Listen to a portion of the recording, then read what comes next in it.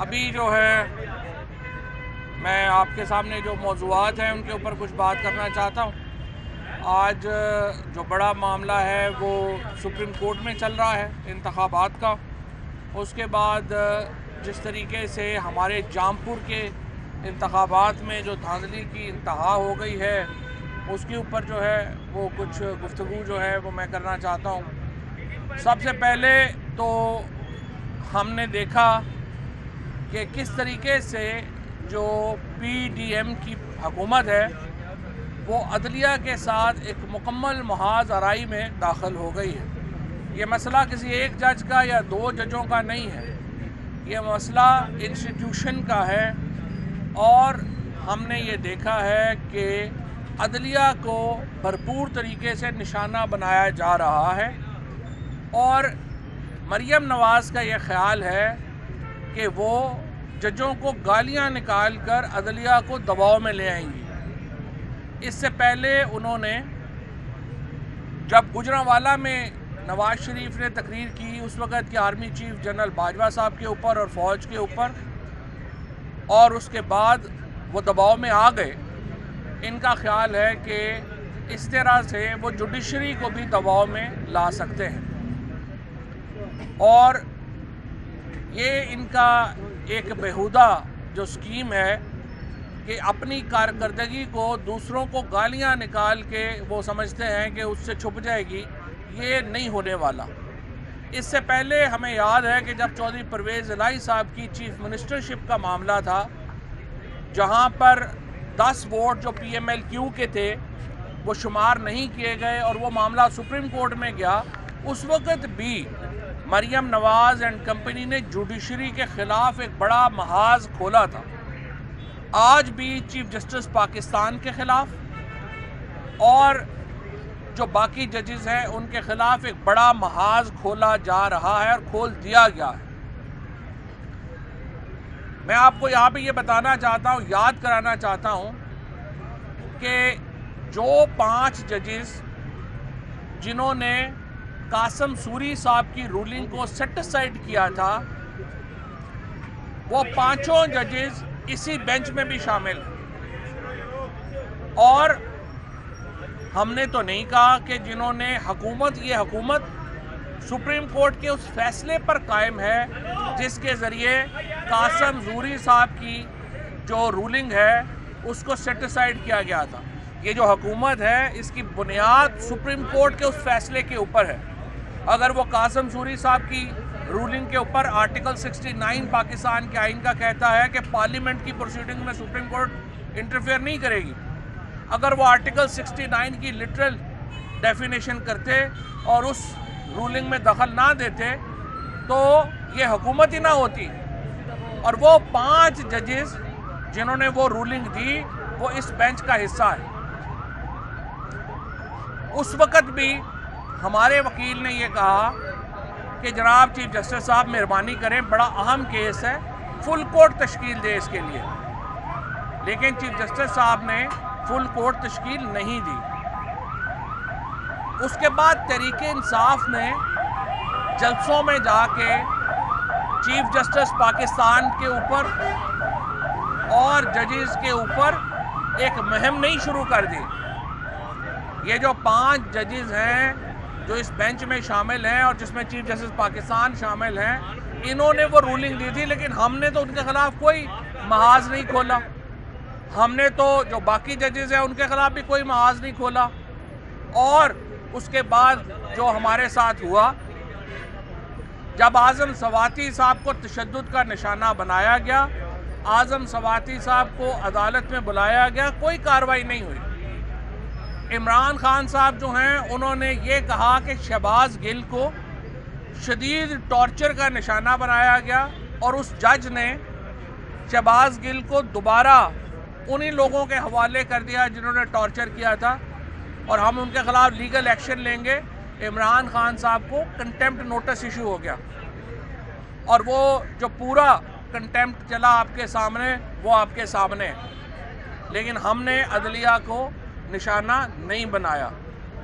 لہٰذا اگر ہم اداروں کو، اگر ایک سیاسی جماعت دوسری سیاسی جماعت، تیسری سیاسی جماعت چیف جسٹس کو انسٹرکشنز دے گی کہ آپ نے یہ بینچ بنانا ہے، یہ نہیں بنانا، اس طرح کرنا ہے، اس طرح نہیں کرنا، پھر تو ملک جو ہے وہ اس میں نظام ہی نہیں چلے گا۔ لیکن مریم نواز کا یہ خیال ہے اور نون لیگ کا یہ خیال ہے کہ وہ جوڈیشری کو بلیک میل کر سکتے ہیں، اور اس وقت پورا پاکستان بلیک میلنگ کا سامنا کر رہا ہے۔ کسی کی آڈیو نکال دو، کسی کی ویڈیو نکال دو، کسی کو بلا کے تھریٹ کر دو، کسی کے اوپر بغاوت کے کیسز بنا دو۔ پاکستان کی پوری پاپولیشن کو، پوری آبادی کو اس وقت ایک بلیک میلر گورنمنٹ کا، ایک بلیک میلر مافیا کا سامنا ہے۔ آج بتایا جا رہا ہے کہ جج صاحب کی یہ جو آڈیو لیک ہو گئی، آڈیو کیا تھی جی؟ کہ جج صاحب جو ہیں وہ لاہور میں جا رہے ہیں، پولیس والے سے ان کا جھگڑا ہو گیا، چیف منسٹر نے کہا کہ میں بڑی معذرت چاہتا ہوں، میں آ رہا ہوں، اور اس کے اوپر جو ہے وہ آڈیو لی۔ یہ آڈیوز ہم اس وقت کہہ رہے تھے جب عمران خان صاحب کی اور فرسٹ لیڈی کی ٹکڑے جوڑ کے آڈیو ریلیز کی جا رہی تھی، ہم اس وقت بتا رہے تھے سپریم کورٹ کو اور جج صاحبان کو اور پاکستان میں کہ یہ ٹرینڈ بڑا تباہ کن ہے۔ اب کیا کیا جاتا ہے؟ آپ سب کی جو بھی کوئی تھوڑا سگنیفیکنٹ آدمی ہے اس کی آڈیو جو ہے وہ ریکارڈ کی جاتی ہے، اس کی ویڈیو ریکارڈ کی جاتی ہے، اور اس کے بعد ان آڈیوز اور ویڈیوز کے ٹوٹے بنا کے مختلف حصوں سے جوڑ کے ریلیز کر دیے جاتے ہیں، اور اس کے بعد ڈیپ فیک ٹیکنالوجی بھی استعمال ہوتی ہے۔ اور ایک اس سے پہلے جسٹس ثاقب نثار صاحب کی آڈیو کے اوپر ایک تماشا لگایا گیا اسلام آباد ہائی کورٹ میں۔ وہ جج صاحب جنہوں نے آڈیو میں یہ ایفیڈیوٹ دیا تھا وہ آ کے معافی مانگ گئے، لیکن بدقسمتی سے ان جج صاحب کو اور اس گروپ کو، جس میڈیا گروپ نے یہ اٹھایا تھا اور جس صحافی نے یہ اٹھایا تھا، سزا نہیں ملی۔ اگر ان کو سزا دے دی جاتی، اگر ان کا لائسنس کینسل کر دیا جاتا، پاکستان میں صورتحال بہتر ہوتی۔ لیکن لگتا یوں ہے کہ یہاں پہ پک اینڈ چوز چلتا ہے۔ عمران خان کے لیے قانون اور ہے، مریم نواز کے لیے قانون اور ہے، باقی پارٹی کے لیے قانون اور ہے، باقی کسی پسند ناپسند کی بات اور ہے۔ تو اس لیے سب سے اہم یہ ہے کہ پاکستان کی عدلیہ، چیف جسٹس پاکستان سے ہماری گزارش ہے کسی بلیک میلنگ میں نہ آئے، پاکستان کے ججز آئین کے ساتھ کھڑے ہوں۔ یہ آج جسٹس منیر موومنٹ ہے پاکستان کی جوڈیشری کے لیے۔ پاکستان کے 2 سپیکر، پنجاب اور خیبر پختونخوا کے سپیکر، آج اپنی درخواست لے کے سپریم کورٹ کے سامنے کھڑے ہیں، جس طرح مولوی تمیز الدین درخواست لے کے اپنی اس وقت کی فیڈرل کورٹ کے سامنے کھڑے تھے۔ اور اگر آج جوڈیشری آئین کے ساتھ نہیں کھڑی ہوتی تو اس کا مطلب یہ ہے پاکستان کا آئین برقرار نہیں رہے گا، اور پاکستان کا آئین برقرار نہیں رہے گا تو یہ آخری ڈاکومنٹ جس کے اوپر کنسنسس ہے پاکستان میں، جس پہ اتفاق رائے ہے پاکستان میں، وہ بھی نہ رہا تو پھر پاکستان کی ریاست کا ہی نہیں، معاشرے کا بھی ہمیں نہیں پتا کہ کیا حشر نشر ہوگا۔ لہٰذا سپریم کورٹ کو میں یہ کہتا ہوں، نہ وہ کسی ایک گروپ کی بات سنیں، نہ وہ دوسرے گروپ کی بات سنیں، آزادانہ فیصلے کرے اور آئین کے مطابق آگے بڑھے۔ پوری قوم اس وقت سپریم کورٹ کو دیکھ رہی ہے، پوری قوم پاکستان کے آئین کا تحفظ چاہتی ہے سپریم کورٹ سے، اور یہ اسی آئین کا تحفظ ہے کہ جس کے لیے ہماری لیڈرشپ جو ہے وہ گرفتاریاں دے رہی ہے۔ لاہور میں شاہ محمود قریشی صاحب نے، اسد عمر صاحب نے، عمر چیمہ صاحب نے، مراد روس نے اور بہت دوستوں نے، جو 77 کے قریب اب لوگ ہیں، انہوں نے گرفتاریاں فارملائز ہوئیں۔ 714 لوگوں کی گرفتاریاں ہوئی تھیں پہلے، ان کو جگہ نہ ہونے کی وجہ سے بہت ساروں کو چھوڑ دیا گیا۔ پھر اگلے دن صبح 214 لوگ جو تھے وہ غائب تھے، اور اب فارملی اس وقت 77 لوگ جو ہیں وہ ڈیٹینشن میں ہیں، جن میں ہماری ٹاپ لیڈرشپ شامل ہے۔ اور بڑے افسوس کی بات یہ ہے کہ آج 3 دن ہو گئے ہیں تقریباً، ان کی فیملیز کو بھی ان سے ملنے نہیں دیا گیا۔ وہ کھانا پہنچانے کے لیے جو ہماری لیڈرشپ جا رہی ہے ان کو کھانا بھی دینے کی سہولت نہیں ہے. اسد عمر صاحب, شاہ محمود قریشی صاحب, ان کی میڈیسنز بھی ان تک جو ہیں وہ 48 گھنٹے تک نہیں پہنچی. اب سپرنٹینڈنٹ جیل نے وعدہ کیا جی ہمیں پہنچا دیں, ہم میڈیسن پہنچا دیں گے. یہ پولیٹیکل پریزنرز ہیں, یہ سیاسی قیدی ہیں. ہم یہ نہیں کہہ رہے آپ نے ان کو کل رہا کریں, آج رہا کریں, لیکن جیل مینول میں جو حقوق ہیں پولیٹیکل پریزنرز کے, سیاسی قیدیوں کے, وہ تو ان کو دیں. ہمارے جو کارکنان ہیں ان کو بیرکس میں بند کیا ہوا ہے, ان کو کرمنلز کے ساتھ رکھا ہوا ہے. کیا وہ سیاسی قیدی نہیں ہیں؟ ان کو کھانا ہم پہنچوانے چاہتے ہیں, ہماری تنظیمیں, ان کو کھانا نہیں پہنچوانے دیا جا رہا. تو یہ اور کہا یہ جا رہا ہے جیل اتھارٹیز جو ہیں وہ بے بس ہیں. اور یہ میں سمجھتا ہوں جس طرح سے ان کو دور دراز علاقوں میں بھیجا گیا, ٹیررسٹوں کی طرح ان کو بسوں میں ڈال کے دور دراز علاقوں میں بھیجا گیا. جو لوگ یہاں پہ طاقتور ہیں ان کے اوپر ایسا نہیں ہو رہا. لیکن یہ جو محسن نقوی کی حکومت ہے پنجاب میں, یہ جو نون لیگ کی ایکسٹینشن ہے, اور جو بنیادی طور کے اوپر ایک ریئل اسٹیٹ مافیا کی حکومت اس وقت جو پنجاب میں چل رہی ہے, جس میں سارے پراپرٹی ڈیلر اور پیسے دے کے لگے ہوئے وزیر بیٹھے, اور خود محسن نقوی, انہوں نے یہ جو ظلم اٹھایا ہے ہماری لیڈرشپ کے اوپر, یہ ناقابل قبول ہے. ہم اس کی شدید مذمت کرتے ہیں اور انشاءاللہ تعالی اس کے اوپر قانونی کارروائی جو ہے وہ آگے بڑھے گی. کل پشاور کے لوگوں نے تاریخ رقم کی, جہاں پہ ہزاروں لوگ گرفتاری کے لیے باہر نکلے, اور ان ہزاروں لوگوں کو دیکھ کے پولیس ہی وہاں سے چلی گئی اور انہیں گرفتار نہیں کیا. آج اس وقت راولپنڈی میں جیل بچاؤ تحریک چل رہی ہے, اور ابھی تک جو میری اطلاعات ہے 81 لوگ وہاں پہ گرفتاری دے چکے ہیں, جس میں زلفی بخاری شامل ہیں, جس میں فیاض الحسن چوہان شامل ہیں, جس میں شیخ راشد شفیق شامل ہیں, اور جس میں باقی لوگ جو ہماری لیڈرشپ ہے وہ شامل ہے. اور ان کی اس وقت بھی ہزاروں کی تعداد میں راولپنڈی شہر میں لوگ گرفتاریاں دینے کے لیے باہر نکلے ہوئے ہیں, گرفتاریاں دینے کے لیے تیار ہیں.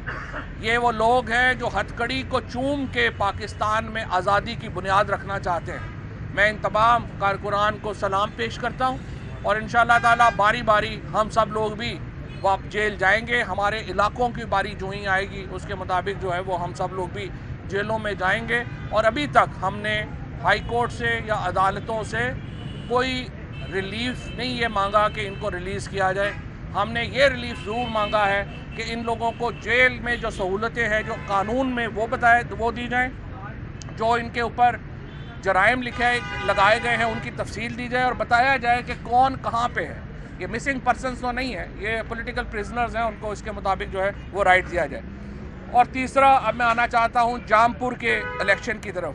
جعفر لغاری صاحب کے انتقال سے جامپور کی سیٹ خالی ہوئی ہے.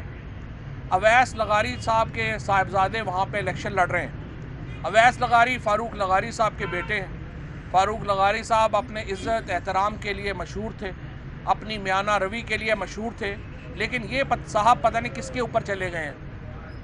انہوں نے جو ظلم کا بازار وہاں پہ گرم کیا ہے, اپنے خاندانی روایات کو بھی انہوں نے ختم کیا ہے. انہوں نے جو ڈیرہ غازی خان کے لوگ ہیں ان کو بھی جو ہے وہ ظلم کی چکی میں ڈالا ہے. لغاری خاندان کا ایک جید محسن لغاری وہاں پہ الیکشن لڑ رہا ہے, اور انہوں نے اپنے ہی خاندان کے لوگوں کے خلاف بدترین تشدد اور پولیٹیکل وکٹمائزیشن کی انتہا کی ہوئی ہے.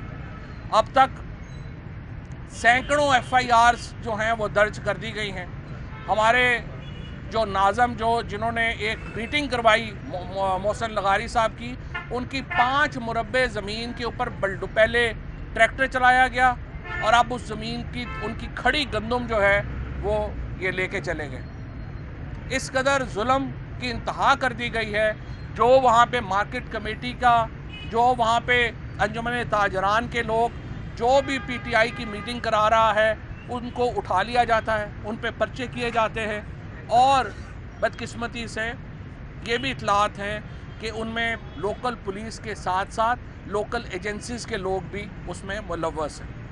اگر پاکستان کے لوگوں کو اس طرح سے حقوق روکے گئے، اگر پاکستان کے لوگوں کو اس طرح سے ووٹ کے حق سے محروم کیا گیا، پاکستان میں ایک بہت بڑے کرائسس کی ابتدا ہوگی اور وہ کرائسس پھر رک نہیں سکے گا۔